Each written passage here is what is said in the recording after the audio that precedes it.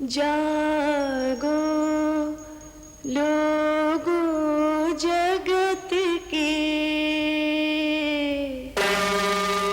बीती काली रात, हुआ उजाला धर्म का, मंगल हुआ प्रभात।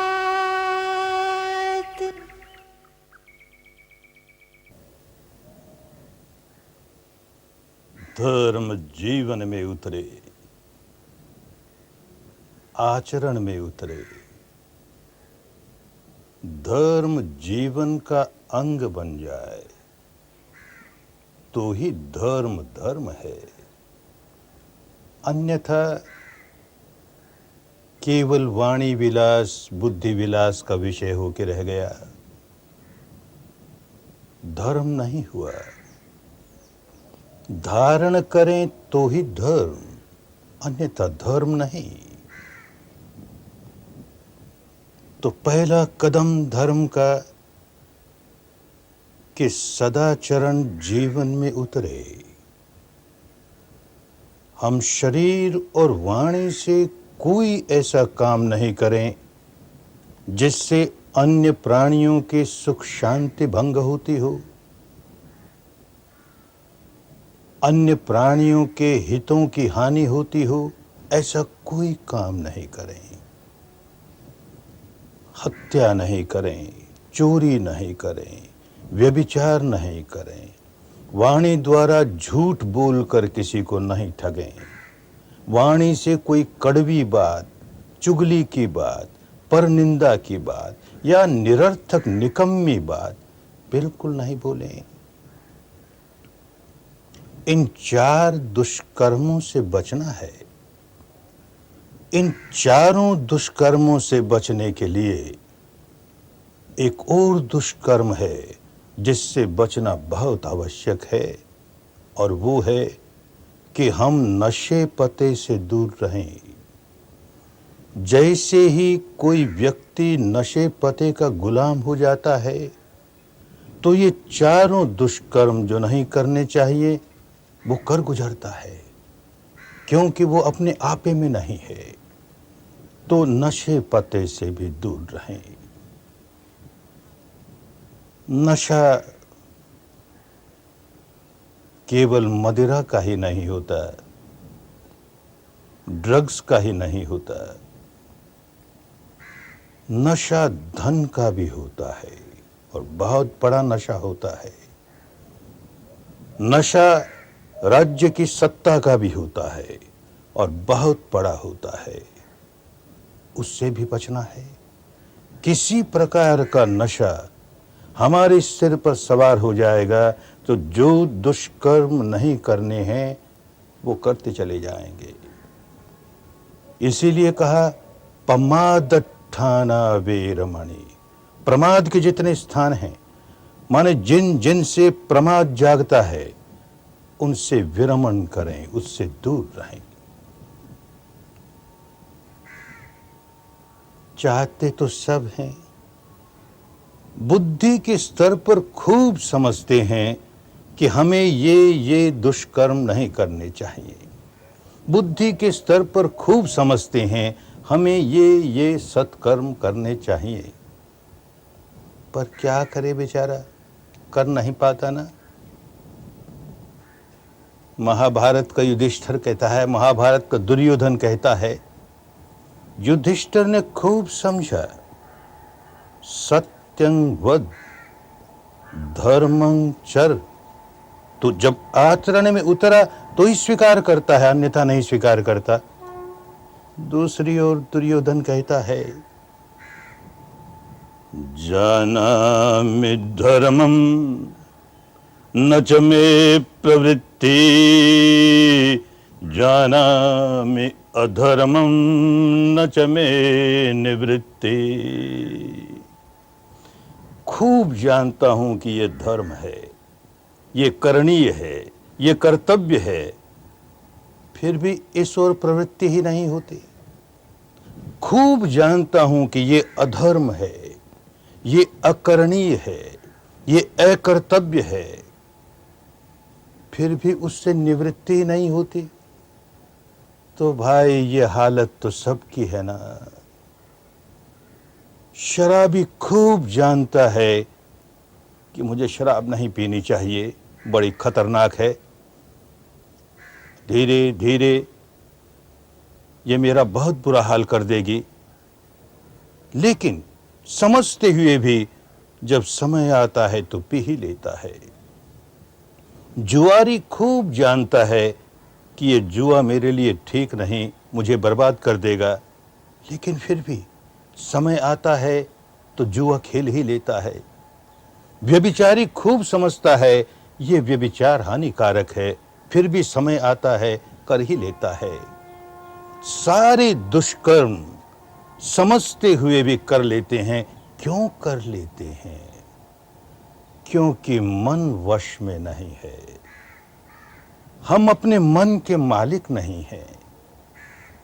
तो धर्म, अगर ये पहला कदम चलना है, इतना ही बता के रह जाता, ऐ दुनिया के लोगों, तुम्हें हत्या नहीं करनी चाहिए, तुम्हें चोरी नहीं करनी चाहिए, इत्यादि इत्यादि ये उपदेश देकर ही रह जाता, तो धर्म धर्म नहीं होता। फिर तो सुनने वाले इस कान से सुनते उस कान से निकल जाता। लेकिन इसीलिए धर्म का दूसरा कदम संयम, समाधि, माने अपने मन की मलकियत कैसे हासिल करें। मन का मालिक हो जाएगा तो अपने आप दुष्कर्मों को दूर रखेगा, सत्कर्मों की ओर प्रवृत्ति होने लगेगी।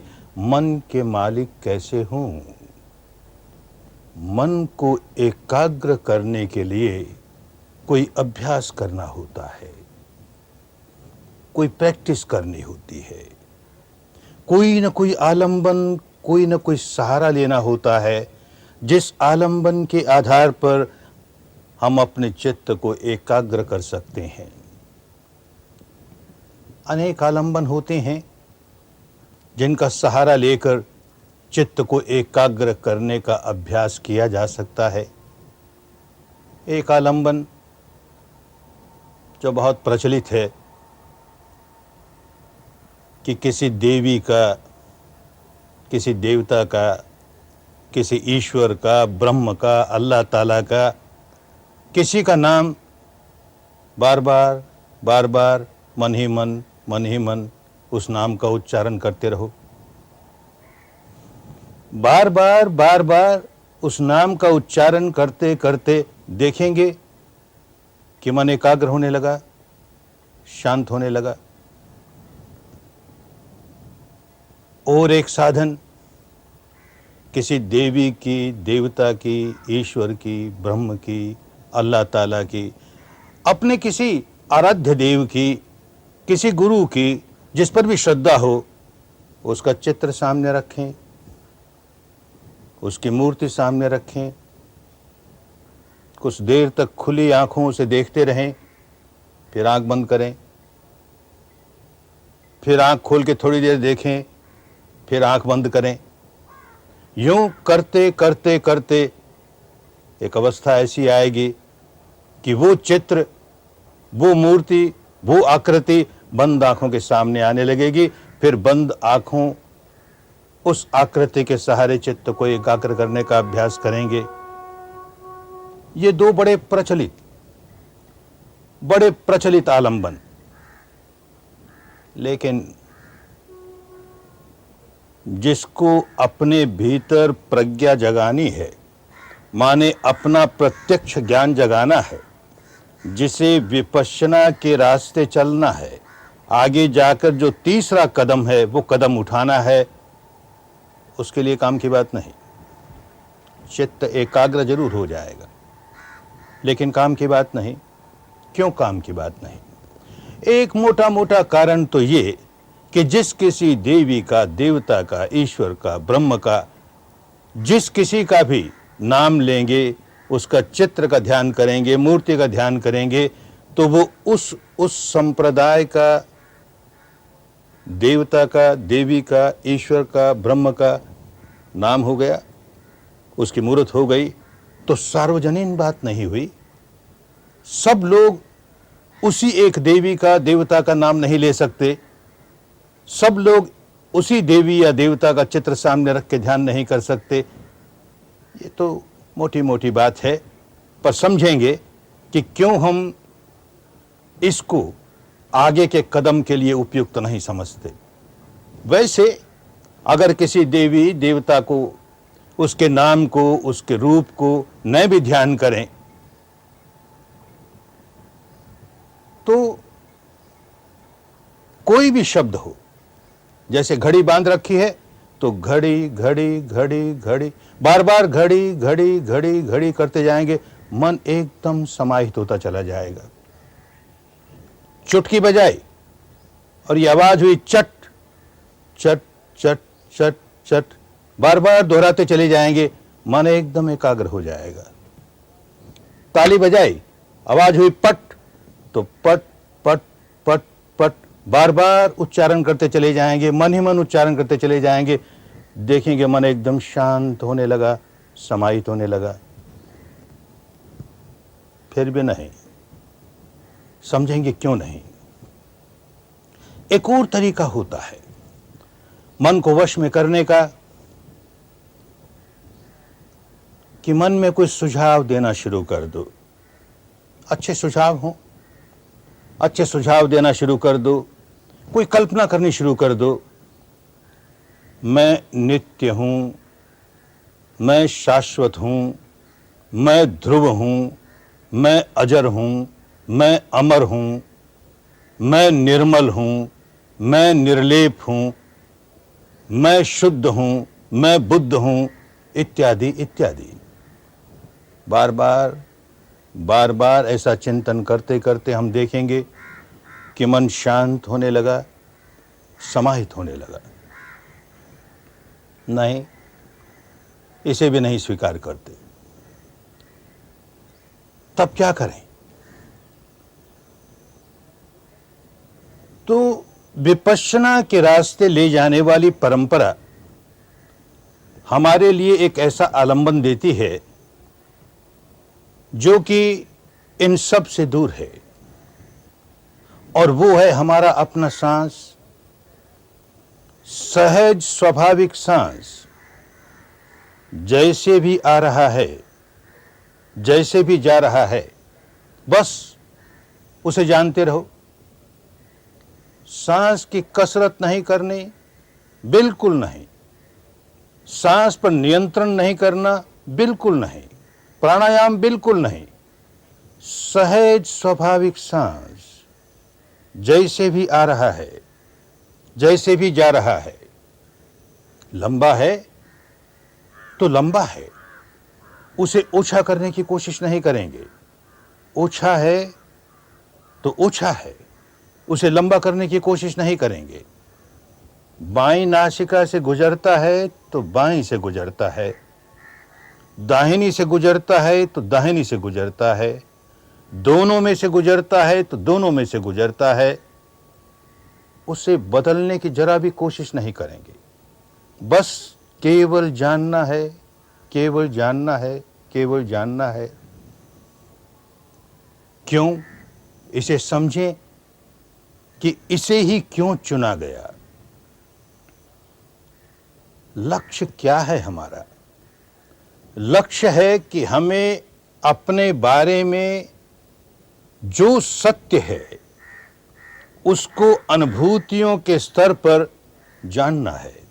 अपने बारे में जो सत्य है, सत्य वो जो अपने आप प्रकट हो रहा है, उस सत्य को जानते जानते हम निसर्ग के सारे नियमों को जानने लगेंगे, कुदरत के कानून को जानने लगेंगे, विश्व के विधान को जानने लगेंगे, धर्म को जानने लगेंगे।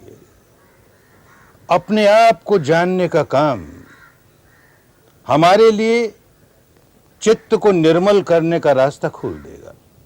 और हमें चित्त निर्मल करना है। केवल एकाग्र करके रह गए और चित्त निर्मल नहीं हुआ तो काम की बात नहीं हुई। किसी बगुले को देखा होगा, कितना एकाग्र चित्त होकर के तालाब के किनारे खड़ा है, सारा ध्यान उस तालाब पर है। किस बात पर ध्यान लगा है? कोई मछली दिख जाए उसे हड़प कर ले।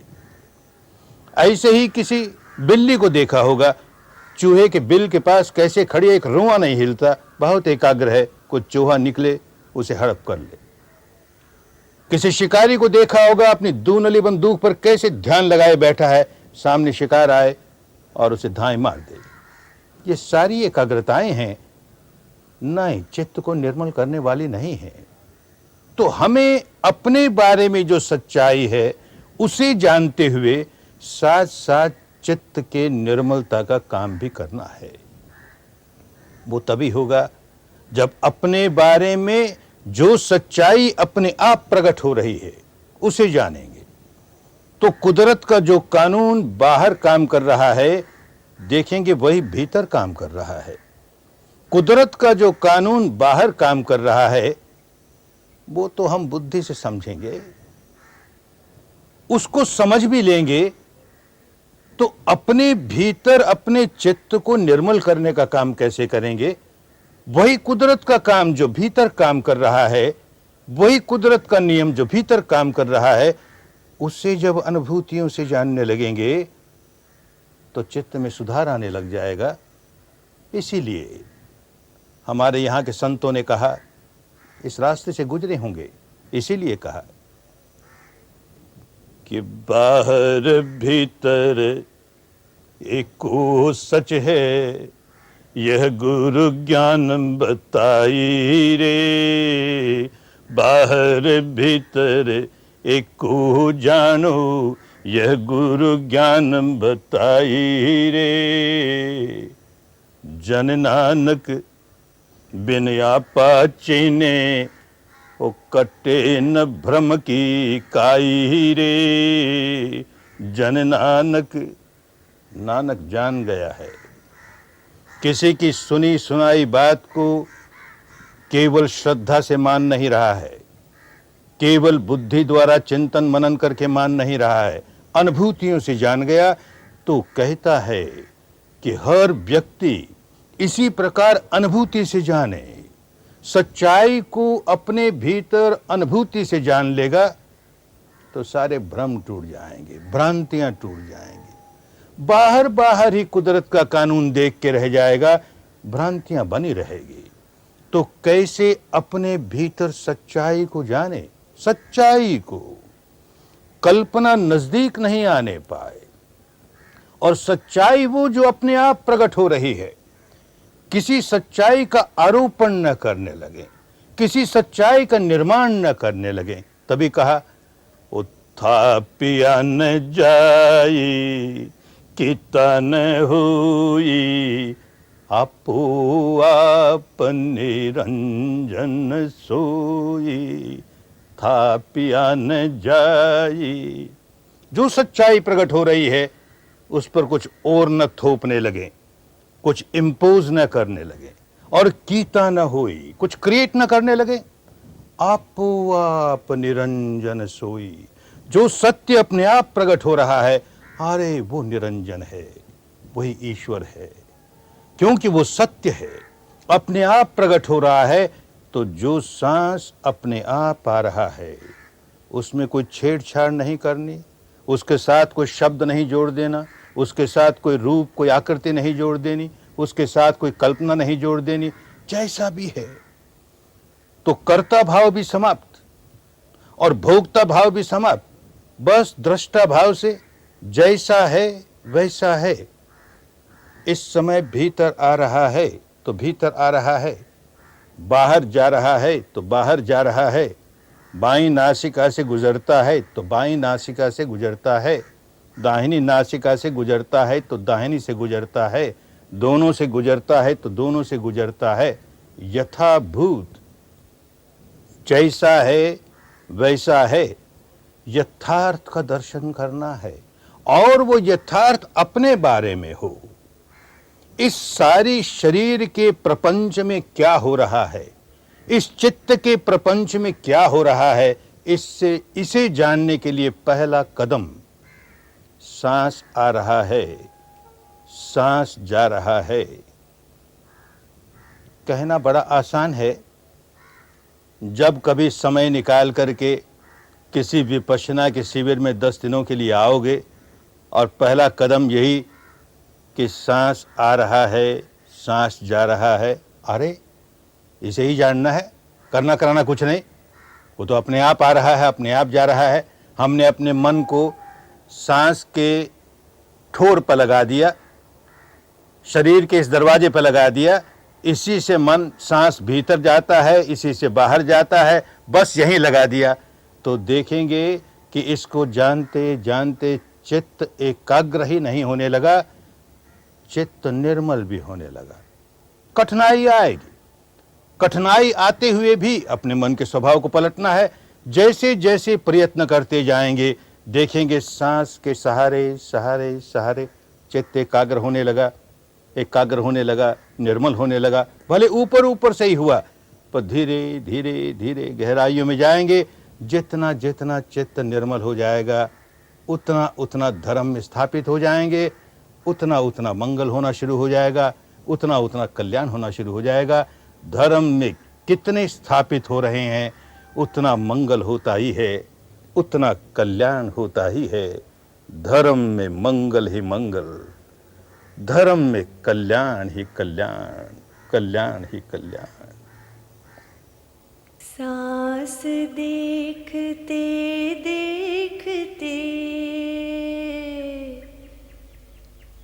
चित अविचल हो जाए,